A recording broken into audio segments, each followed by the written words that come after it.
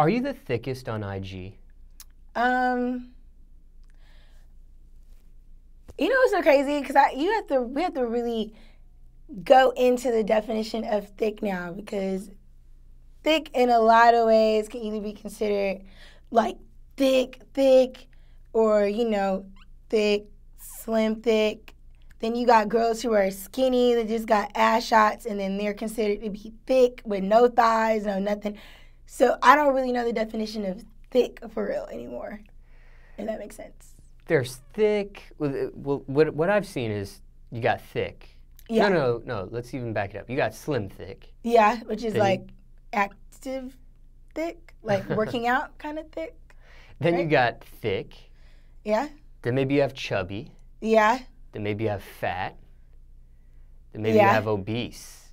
Yeah.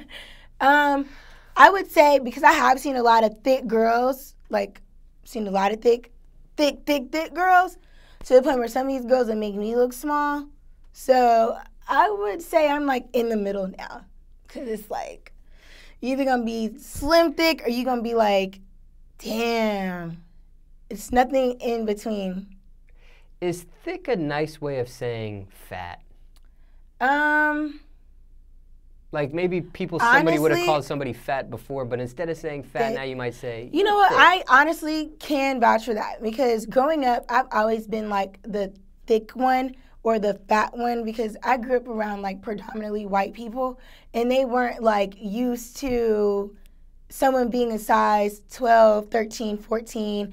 Everybody around me was wearing 5, 7, 9. They were just small and really petite. So growing up, I was always considered fat. Then when I got into the real world, it was just like, no, baby girl, you are not fat. You were just PHAT, if anything, you know what I mean? Like pretty hot and tempting.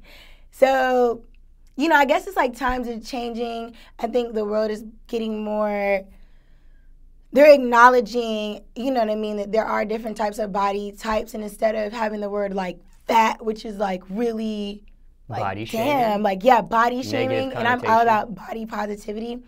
But I think that is a better way to transition people into knowing, like, hey, you don't have to be a 5, 7, or 9. You can still be thick and still be beautiful.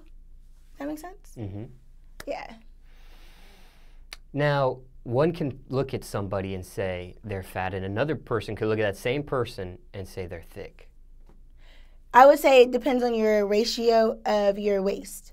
Okay. The waist ratio means the world. Like, okay, so like for instance, I am like a 28 at the waist, but then I'm a 45 at the hip.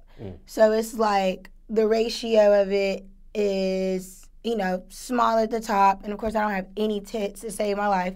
So that makes me look even more like, you know, smaller up here. And then to the bottom, it's like, whoosh. So I would say, like, to save people from being thick and fat, I think it is the ratio. So let's just say someone is past a 28. Let's say they're a 30 or a 33 or a 34 in the waist, and then they're still like a 40 or 42 at the hip. Then it's going to, instead of giving you that, you're going to more look so like this. You see what I'm saying? And then that could be considered not so thick. I see. Yeah. Okay. Just curious. You know, it's kind of weird, you know, society and their body types. I love them all, but you know.